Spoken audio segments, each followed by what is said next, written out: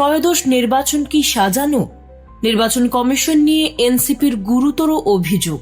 এই নির্বাচন কি সত্যিই জনগণের ভোটে হবে, নাকি সবকিছু আগেই লেখা? এই এক প্রশ্নেই ত্রয়োদশ জাতীয় সংসদ নির্বাচন নিয়ে নতুন করে উত্তাল রাজনীতি।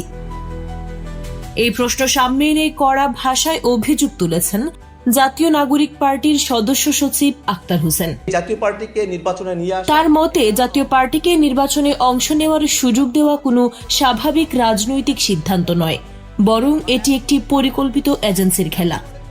এনসিপির অস্থায়ী কেন্দ্রীয় কার্যালয়ে আয়োজিত সংবাদ সম্মেলনে আক্তার হোসেন সরাসরি অভিযোগ করেন, নির্বাচন কমিশন মনোনয়নপত্র যাচাই বাছাইয়ের সময় আইনের ফাঁকফোকর ব্যবহার করে পক্ষপাতিত্ব করেছে এবং সেই সুযোগে জাতীয় পার্টিকে নির্বাচনের মাঠে টেনে আনা হয়েছে।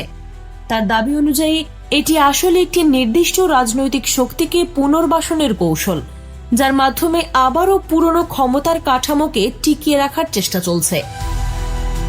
তিনি আরও বলেন, জামায়াতের সঙ্গে সম্ভাব্য নির্বাচনী জোটের সিদ্ধান্তের পর এনসিপি থেকে যারা পদত্যাগ করেছেন তাদের অনেকের পদত্যাগ পত্র এখনও আনুষ্ঠানিকভাবে গৃহীত হয়নি, যা দলের ভেতরের গণতান্ত্রিক প্রক্রিয়া এবং নির্বাচন ব্যবস্থার স্বচ্ছতা নিয়ে বড় প্রশ্ন তুলে।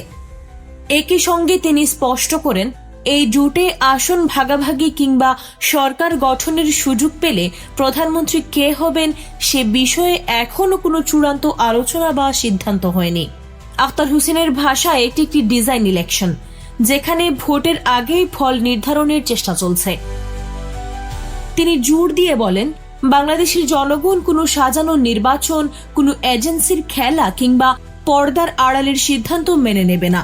এই অভিযোগের পর প্রশ্ন একটাই, এবার কি সত্যিই নিরপেক্ষ নির্বাচন হবে, নাকি রাজনীতির মঞ্চে আরও বড় সংঘাত অপেক্ষা করছে?